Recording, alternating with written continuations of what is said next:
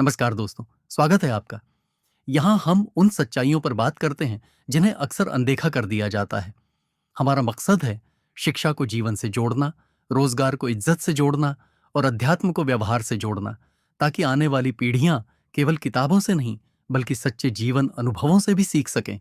आइए इस सफर की शुरुआत साथ मिलकर करते हैं। धरती, चंद्रमा, सूर्य और सभी ग्रह भी सजीव हैं। उनका अपना जीवन चक्र और विकास होता है। विज्ञान क्या कहता है? एक ग्रह भी जन्म, जीवन और मृत्यु चक्र में होते हैं। वैज्ञानिक मानते हैं कि ग्रहों का जन्म होता है नेबुला से। वे बढ़ते हैं, फिर टकराते हैं और अंततः नष्ट भी हो जाते हैं। जैसे तारे बनते हैं, जलते हैं और फिर सुपरनोवा में बदलकर मरते हैं। यानी ग्रह भी जीवों की तरह एक समय सीमा में बंधे हैं। 2, पृथ्वी एक लिविंग सिस्टम है। गाया हाइपोथेसिस। 1970 के दशक में वैज्ञानिक जेम्स लवलॉक और लिन मर्गुलिस ने गाया हाइपोथेसिस दी। धरती एक जीवित प्राणी की तरह है, जिसकी सभी चीजें, पेड़, महासागर, हवा, जीव जंतु आपस में संतुलन बनाकर जीवन को टिकाए रखते हैं।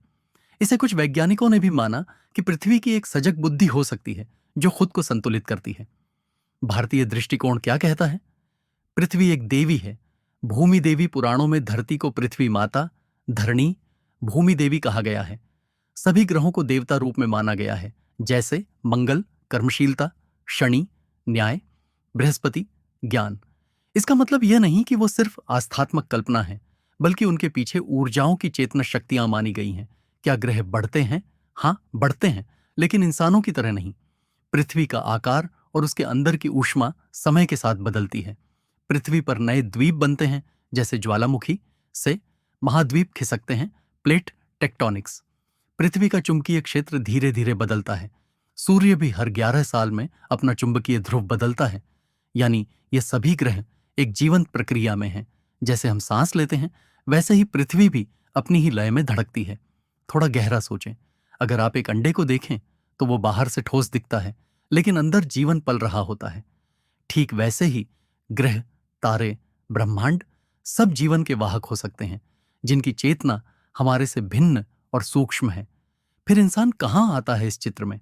इंसान भी उसी जीवित ब्रह्मांड की एक छोटी लेकिन जागरूक इकाई है। हमारा शरीर भी पृथ्वी से बना है। हड्डियां, अजा, कैल्शियम मिट्टी से, रक्त, हड्डा, लोहा, जल, वायु, अग्नि, सब पंचतत्व उसी धरती के हैं। तो हम धरती के पुत्र ही नहीं, उसके ही अंश हैं। निष्कर्ष, प्रश्न उत्तर, क्या धरती जीवित है?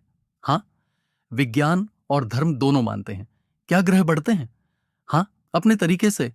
धीरे धीरे चक्रों में। क्या चेतना केवल इंसान में है? नहीं, चेतना ब्रह्मांड में व्याप्त है। अगर चाहें